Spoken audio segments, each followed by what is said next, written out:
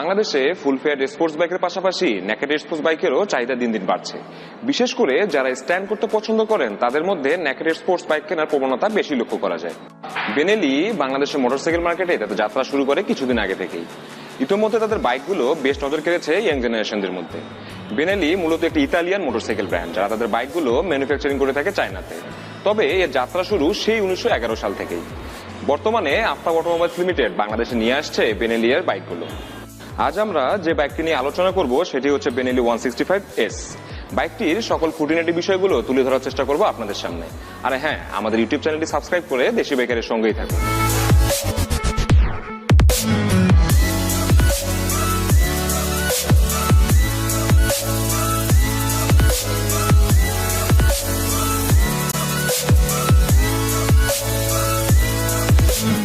Officially launch হওয়ার আগে Benelli 165 বাইকটি ডিসপ্লে করা হয়েছিল 5th ঢাকা ইন্টারন্যাশনাল বাইক শোতে।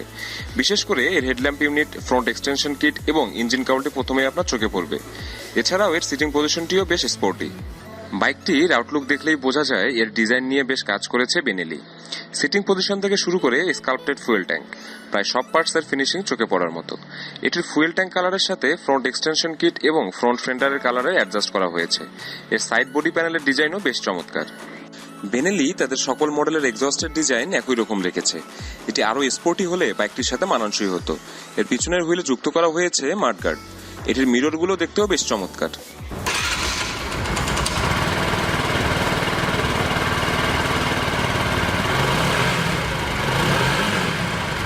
বাইকটি দীর্ঘক্ষণ না চালিয়ে এর অ্যাকচুয়াল পারফরমেন্স সম্পর্কে সঠিক ধারণা দেওয়া সম্ভব নয়। তবে এর ইঞ্জিন কনফিগারেশন থেকে বোঝা যায় এর পারফরমেন্স বেশ ভালো হবে। বাইকটিতে ব্যবহার করা হয়েছে 4 ভালভ সিঙ্গেল সিলিন্ডারের 164.7 সিসি ইঞ্জিন, আর যাকে ঠান্ডা করার জন্য ব্যবহার করা হয়েছে ওয়াটার কুল সিস্টেম। এর ইঞ্জিনটি 18 বিএসপি ম্যাক্সিমাম পাওয়ার এবং 14 নিউটন মিটার টর্ক উৎপন্ন করতে পারে। বাইকটির বোর 64 মিলিমিটার এবং স্ট্রোক 51.2 মিলিমিটার হওয়ায় এর অ্যাক্সিলারেশন এবং টপ স্পিড ভালো হবে বলে আশা করা যায়। এটিতে স্মুথ ট্রান্সমিশনের জন্য ব্যবহার করা হয়েছে 6 স্পিড গিয়ারবক্স। বাইকটিতে ফুয়েল ইনজেকশন সিস্টেম ব্যবহার করায় এর মাইলেজ তুলনামূলক ভালো হবে। প্রথম দেখাতেই বাইকটিকে কিছুটা ছোট মনে হলেও এর ডাইমেনশন স্ট্যান্ডার্ড নেকেড স্পোর্টস বাইকের মতোই। এর seat height 810 millimetre, ground clearance 170 millimetre এবং কার ওয়েট 147 কেজি। বাইকটির ফুয়েল ট্যাঙ্ক ক্যাপাসিটি 10 লিটার। বাইকটির সিটিং পজিশনটি বেশ স্পোর্টি। এছাড়াও এর সিটটিও বেশ চওড়া। তবে সিটটি আর একটু লম্বা হলে পিলিয়ন এবং রাইডার দুজনের জন্য বেশ কমফোর্টেবল হতো। এছাড়াও এর হ্যান্ডেলবারটি কিছুটা আপরাইজড হওয়ায় লং রাইড এবং সিটি রাইডে এর কন্ট্রোলিং বেশ ভালো হবে। আর্কবার ট্রাক চেসিস ব্যবহার করার ফলে যেমন এটির স্টেবিলিটি বেড়েছে, তেমনি বাড়িয়েছে এর সৌন্দর্য। এর সামনে আপসাইড ডাউন এবং পিছনে মনোশক সাসপেনশন ইনস্টল করা হয়েছে, ইঞ্জিন থেকে শুরু করে সাসপেনশন পর্যন্ত। একটা প্রিমিয়াম বাইকে যা যা দরকার তার কোনো কিছুতেই যেন কমতি রাখেনি বেনেলি। বাইকটির ব্রেকিং সিস্টেম নিয়েও কাজ করেছে তারা। সামনে 260 মিলিমিটার এবং পিছনে 220 মিলিমিটার ডিস্ক ব্রেক ব্যবহার করা হয়েছে। এছাড়াও যুক্ত করা হয়েছে সিবিএস ব্রেকিং সিস্টেম। তবে বাইকটিতে এবিএস ব্রেকিং সিস্টেম ব্যবহার করলে আরো ভালো হতো। এর সামনে 100/80 এবং পিছনে 130/70 সেকশনের টিউবলেস টায়ার ব্যবহার করা হয়েছে। এটি রাইডিং এর সময় ভালো গ্রিপ দেবে বলে আশা করা যায়। হেডল্যাম্প ইউনিটটি অনেক স্টাইলিশ এবং ইউনিক ডিজাইনের।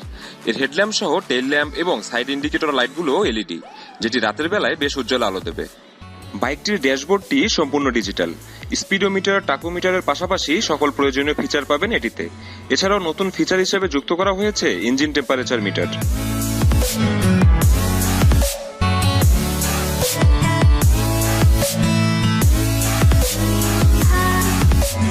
165 সিসির বাইক হিসেবে এর ফিচারে কোনো কমতি রাখেনি বেনেলি। তবে ব্রেকিং এ এবিএস যুক্ত করলে বাইকটি আরো পরিপূর্ণতা পেত। আমরা চেষ্টা করব বাইকটির একটি long time test ride review নিয়ে আপনাদের সামনে হাজির হওয়ার। আজ এ পর্যন্তই। ভালো থাকবেন, আর হ্যাঁ, অবশ্যই নিয়ন্ত্রিত গতিতে বাইক চালাবেন। Live free, ride safe.